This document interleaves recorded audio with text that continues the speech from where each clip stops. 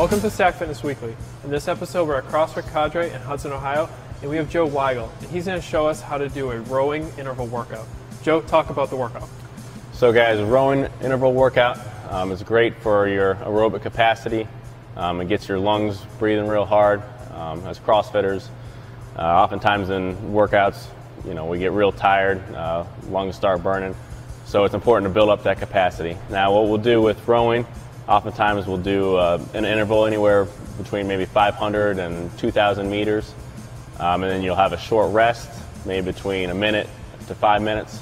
And then you'll repeat that for, it could be 3 rounds or it could be 10 rounds. Just depends on how far you're going. Great, let's see it in action. All right, guys, we're going to show you guys some techniques on the rower, how to do it properly, and give you an example of an interval workout you can use to increase your aerobic capacity. So first thing we want to look for when we're rowing, we have John go ahead and grab the paddle, and we want his feet to stay flat. So kind of like a squat, you want his heel to stay flat on this pad as much as possible, okay? Then John's going to use his legs, and he's going to extend back using the leg power. Then he's going to finish with his arms. Now it's really important that you utilize that leg first, okay? So you always want to be extending with the legs before you extend with the arms. So go ahead and show one where you pull with the arms too soon. See, that's not what you want. It's not efficient. You're using your arms, and your arms aren't nearly as strong as your legs. So legs first, then you finish with your arms. Good. Then you extend your arms back straight. Go ahead and extend your arms back straight.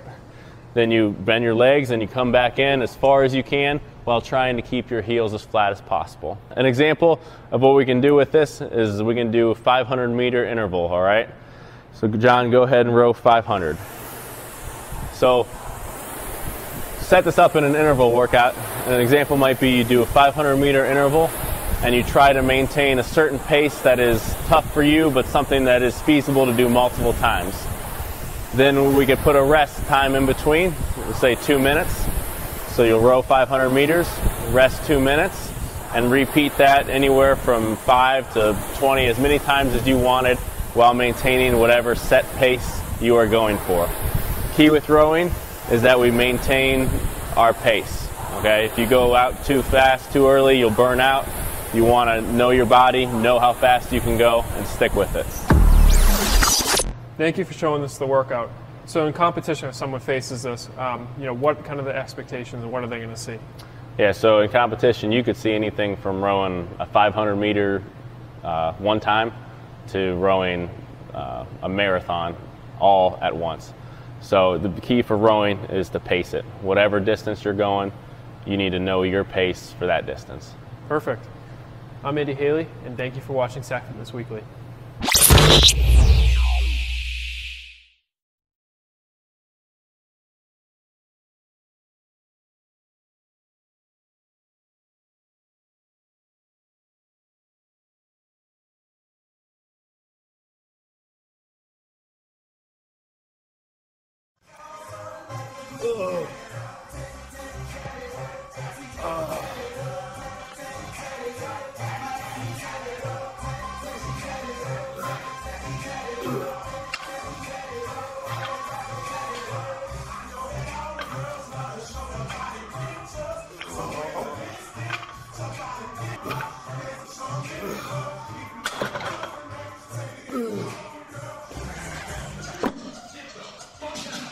There you go.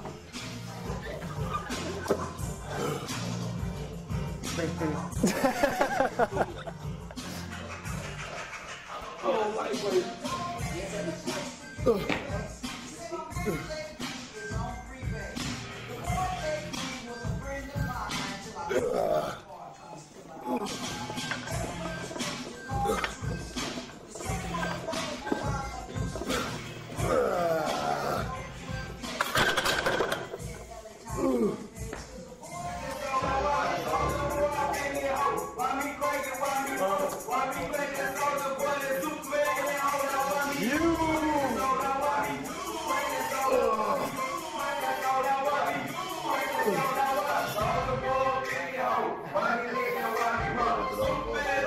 What's that? Yeah, I'll do it. I got you. Here we go. 1, 2, 3. Come on, Dwight. That's good. Driving it. Last one. Lock it out. Good. Good job, Dwight.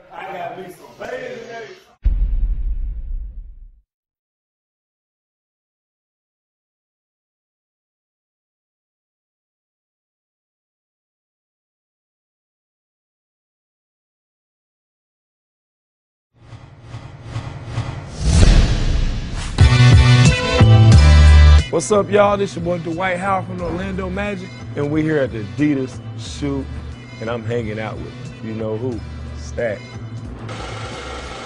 The moment that I realized I wanted to be a professional basketball player, I was probably 10 years old, and I told my dad I wanted to play in the NBA.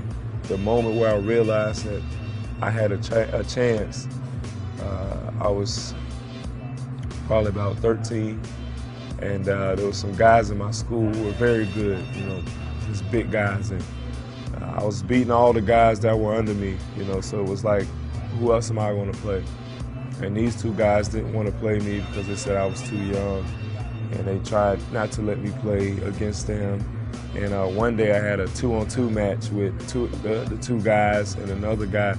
And I destroyed those guys. And after we finished playing, the guy on my team, he came up to me and he said, "You going to the NBA out of high school? I see it." And he said, "Just keep working and I'm gonna see you in the NBA. And I'm gonna be your biggest fan." And I said, "All right, you believe it and I believe it, and I'm gonna go do it." And after that, I just made myself, you know, into the person and player that I am today. Setting goals help me achieve success because I always set the bar high for myself, and you know I try to reach those goals.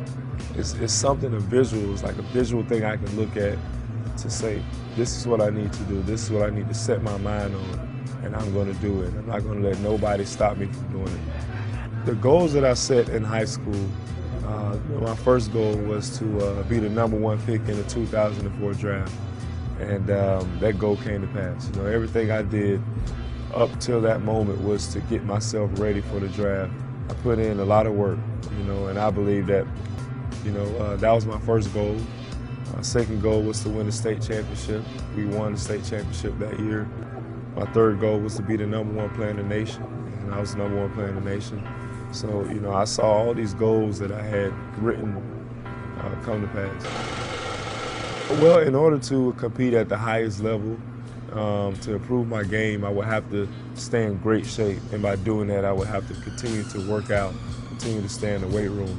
The #1 cause of injuries in the NBA is guys in the lack of weight training. The guys who are always playing and never had a lot of injuries because they continue to stay in the weight room. All their muscles are strong enough to withstand an 82-game season. My training throughout my career has picked up from just doing the bench press and the leg press to doing things that I don't even know how to pronounce, you know, and doing them well, you know. So I've seen myself grow a lot, you know, from the first time I started lifting weights till now. You know, I'm doing exercises and things that people have never heard of.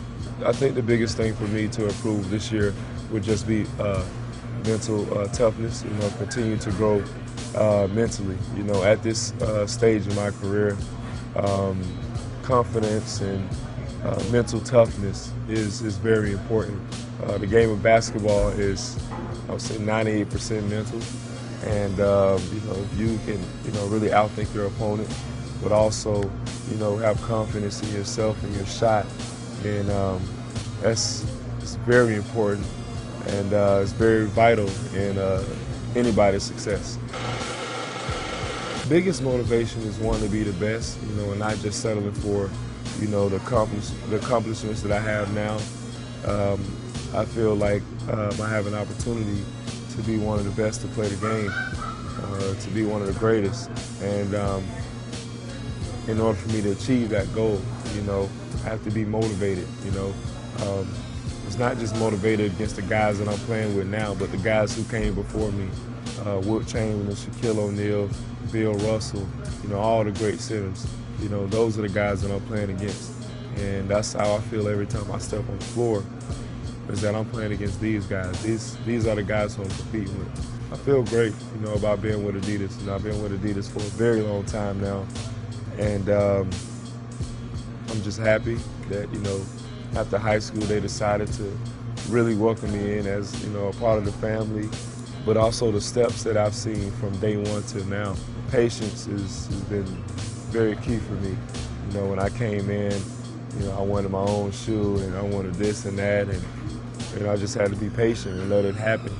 And you know, now I have, you know, a shoe that comes out, you know, every couple months. You know, so it's just amazing.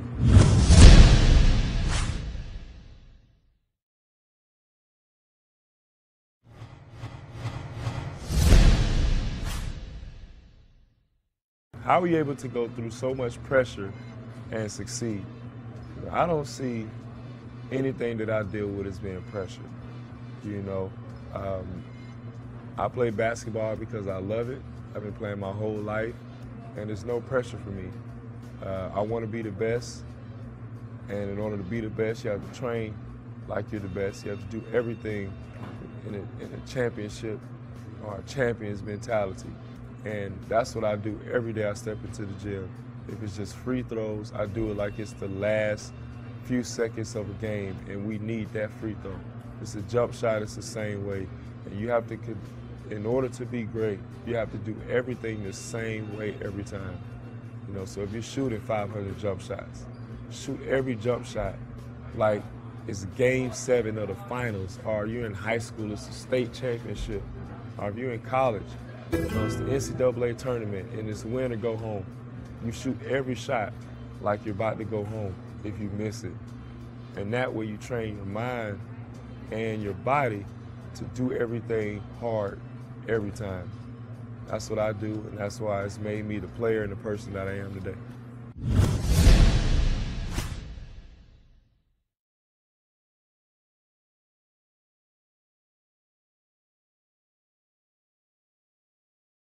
The greatest basketball team ever assembled was the 1992 United States Gold Medal Olympic team, also known as the Dream Team. This team consisted of 10 of the greatest NBA players to ever play the game, and most of them were in their prime, which led to a 44-point average margin of victory.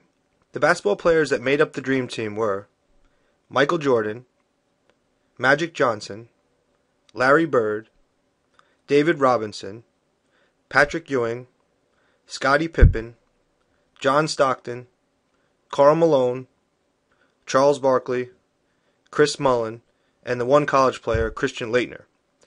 The head coach was Hall of Famer Chuck Daly. The obvious reason this team would be called the Dream Team was because they were stacked with so many players who would eventually be inducted into the Basketball Hall of Fame. There is much more to the reason than just the player personnel that makes this team the greatest team ever assembled. In fact, the most important reason, and is clearly overlooked, goes back to the basic fundamental team concepts of basketball. I'm not going to downplay the greatness of each of these players' individual skill level, but it's not the roster that makes it the Dream Team.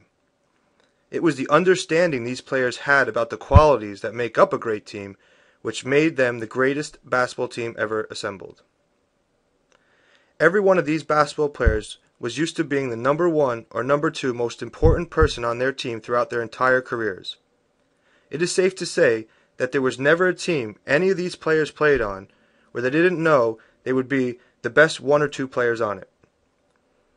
There was also no way for any of these players or coaches to mentally prepare during their careers to be a part of a basketball team with so many number 1 and number 2 option players on it. When this team was assembled with so many basketball players with superior individual skills, they relied on the most basic fundamental team concepts of basketball to make them the Dream Team. These basic fundamental team concepts are what most young basketball players are taught while they are growing up. So it is safe to say that the attributes that made them the Dream Team are qualities that every one of us has and have the choice to use on our teams right now if we want to. The most amazing qualities that stood out to me about this great basketball team was the fact that every one of them knew they would have to put their egos aside and practice the basic fundamental team concepts they learned when they first started playing basketball. It was great to watch all these stars show how unselfish they were by always looking for the open man and not caring who scored the most points, as there were different leading scorers in almost every game. Every player on this team put their personal differences and competitiveness they had toward each other during the NBA regular season and focused on a common goal, which was to win the gold medal for the United States. I feel the biggest reason this team is called the Dream Team is because they forgot about how good they were because of all the stars on the team and had what was said to be the most intense practices ever seen. No matter how good a team may look on paper, if they do not practice at 110%, they will never win. The Dream Team knew that great practices are a part of winning championships, no matter how good your team may seem. Even the greatest team ever assembled relied on the fundamentals of team basketball to get these stars on the same page and bring them together to become a unit, all doing what is best for their country. These stars understood that being enthusiastic is a part of a team winning championships because whoever is sitting on the bench was always cheering and supporting the players on the court. The Dream Team was probably labeled with this name before they even played a game, and it was because of all these star players that were on it.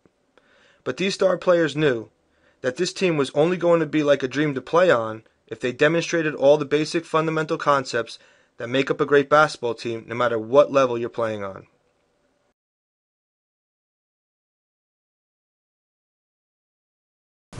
All right, thanks for coming today. Before we get started, I just want to talk to you about something that's pretty important. It's very important, actually. It's taking advantage of opportunities and making sure you get the most out of the opportunities that get presented to you. Like this basketball clinic here, coming here to make sure that you get the most out of it. So you maximize your time for the next hour and a half. You're going to walk out of here learning something, working hard, getting a sweat, and becoming better players. So another opportunity that might come your way is going to be when you're trying out for your team next year. All right, and how you're going to make the most of the opportunity in the tryout. Does anyone give me some ideas of how you can make the most out of an opportunity at a tryout? Work hard. Work hard. Enthusiastic. Be enthusiastic. Good. Hustle. Anybody else? Try hardest. Try the hardest. Frustrated. What's that? Don't get frustrated. Okay. Don't give up. Don't give up. Mental toughness. Be mentally tough. Seize the moment. That's right. Seize the moment Effort. and put in a good effort. Those are all right. Participation's another one. When you have your tryouts or you want to make a team, a coach always likes a player who's a vocal leader, encouraging teammates, working the hardest, playing tough defense. Your teammates are going to like having a player like that on your team also. So that's how you make your teams. I want to tell you a little story about after my freshman year in high school, the spring going into my sophomore year, there's a thing called Garden State Games, where it's usually for juniors and seniors from the county of Bergen and Passaic. They take 10, 12 players and they form a team from the best players, and then you go play other counties in the state of New Jersey. So I was going to be a sophomore. I was a freshman at the time. And I said, I'm going to try out for the team. I'll get a couple practices in against the better competition. I had no idea that I would attempt to make the team. I just went there to play against the best competition. So when I got into the tryout, I was the one diving on the floor for loose balls. I was excited. I was working the hardest. And next thing you know, I made it past one cut. And I said, I get another practice out of this. This is great. Another free practice against the best players. Made it to another cut. And then I realized that there was another point guard and me. And the coaches didn't want to cut me because I was putting so much effort in, and I was diving on the floor, and I was just playing as hard as I could. So it came down to the final day. And I knew it was between this other point guard who was going to be a senior, and the Garden State Games is for colleges to notice upcoming juniors and seniors. So I figured I didn't really have a shot to make the team because he was a senior. So I remember that Saturday morning at 9 a.m. went to Fairleigh Dickinson at the Rothman Center for the final tryout, and the kid that was going for the team didn't show up. And I did show up. So I made the team because I showed up. And I took advantage of that opportunity. And I didn't have it planned. I was working hard every day, And if you work hard every day and you participate and you're enthusiastic, then things tend to work out that way. I later found out that that player missed that Saturday morning practice because he was out late partying on Friday night. So he missed the practice. I made the team as a freshman, which not many players have ever done, and had a great experience playing against some of the best players in the state. Okay, and that all came from hard work, participation, enthusiasm, and those types of things. Those types of qualities are what I'm trying to teach you guys. All right, that's the most important foundation in being a basketball player. All right, so we're going to start with some defense. Let's bring it in here. Come on, let's have a good workout today. Hour and a half. Let's go. We're going to do defense on 3, and then I want you guys spread out. We're going to do our defensive stance drill. You guys facing me. Okay, spread out and face me. On 3, defense. 1, 2, 3. Defense!